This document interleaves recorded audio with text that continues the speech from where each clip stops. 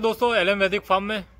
तो जिस फ्लोरिंग का हमें बेसब्री से इंतजार था, तो अनार बगीचे में फ्लोरिंग दिखना शुरू हो गई है।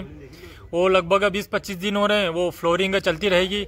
लेकिन सबसे पहले हमारा था कि कब फ्लोरिंग दिखे, और फ्लोरिंग दिखना शुरू हो गई है और बहुत ही शानदार पूरे बगीचे में जो है फ्लोरिंग हो रही है। और आप देख सकते हैं कि अभी हम बैठे हैं टेक्नोस के ऊपर, जिस टेक्नोस के कारण जो है बहुत ही शानदार तरीके से हम स्प्रे कर पाए और बगीचे को अच्छी तरीके से मेंटेन कर पाए, और बहुत ही शानदार फ्लावरिंग हुई। और पत्ते की क्वालिटी हर चीज़ सब है शानदार हो चुकी है। और कीचड़ में भी हमने स्प्रे किया, हर तरीके से हमने टेक्नोस के द्वारा स्प्रे किया। तो बहुत ही शानदार फ्लावरिंग है। जो प्रयोगशाला में भी बहुत ही शानदार फ्लावरिंग हो रही है। सबसे पहले प्रयोगशाला में फ्लावरिंग शुरू हुई और उसके बाद जो है बड़े बगीचे में, मेन बगीचे में फ्लावरिंग शुरू हुई। तो कह सकते हैं कि बहुत ही शानदार रिजल्ट मिला और ये पहली स्टेप है हमारी, ये पूर्ण हो चुकी है। अभी जो आपको फ्लावरिंग दिख रही है ये हमारे मेन बगीचे की है।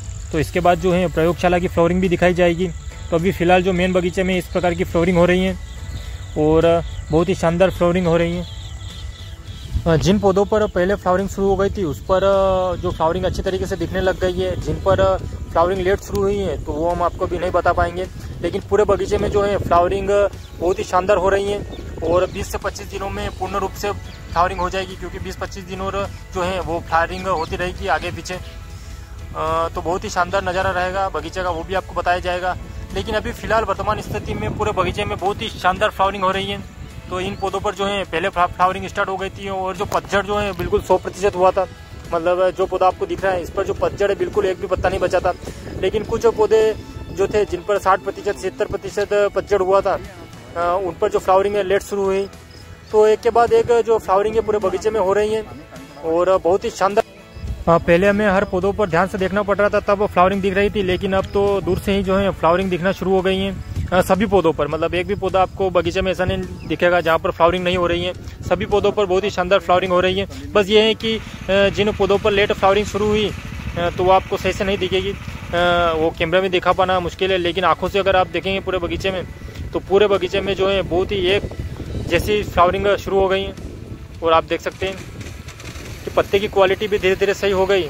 तो बरसात के कारण जो है धूप नहीं मिल पा रही थी, उसके कारण पत्ते की स्थिति खराब थी। लेकिन धीरे धीरे जो है वो पूरे बगीचे में जो है पत्ते भी शानदार हो गए और फ्लावरिंग भी शानदार होने लग गई। जो पत्ते चौकड़ी बनकर पूर्ण रूप से मैच्योर हो गए हैं उनमें जो फ्लावरिंग की संख्या अधिक है, तो उनमें हर चौकड़ी में से जो है फ्लावर दिख रहे हैं। तो पूरे बगीचे में हर पौधे पर जो है बहुत ही शानदार नज़ारा है और क्वालिटी भी अच्छी है। तो अब सबसे बड़ी ये प्रॉब्लम रहेगी कि सेटिंग कितनी होती है। लेकिन हमें पता है कि जो सेटिंग है वो भी हम अच्छी मेंटेन करेंगे।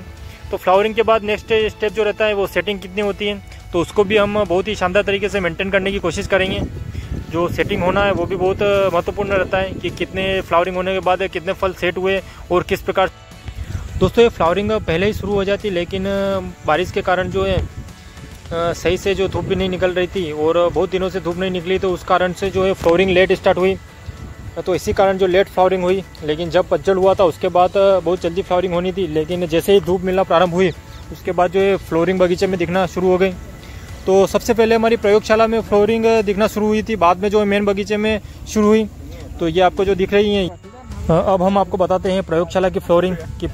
तो दोस्तों आप देख सकते हैं कि प्रयोगशाला में जो मेन स्टेम पर भी जो है फ्लोरिंग शुरू हो गई है। तो इनमें जो है स्टोरेज बहुत ज़्यादा है, तभी जो मेन स्टेम पर जो है फ्लोरिंग होती है। तो ये देखकर बहुत ही अच्छा लगा कि मेन स्टेम पर भी जो है प्रयोगशाला में वो फ्लावरिंग हो रही है।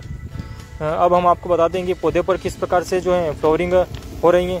तो आप देख सकते हैं कि प्रयोगशाला, और दोस्तों प्रयोगशाला में जितने भी पौधे हैं सभी पर जो बहुत ही शानदार रूप से जो है फ्लावरिंग आ रही है।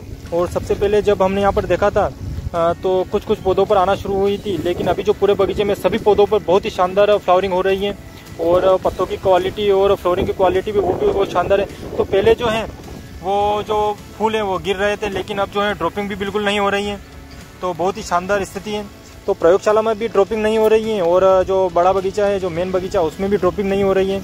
तो दोनों तरफ जो है पौधों की क्वालिटी और सभी कुछ बहुत ही बेहतरीन है और सभी पौधों पर जो है नियमानुसार फ्लावरिंग हो रही है।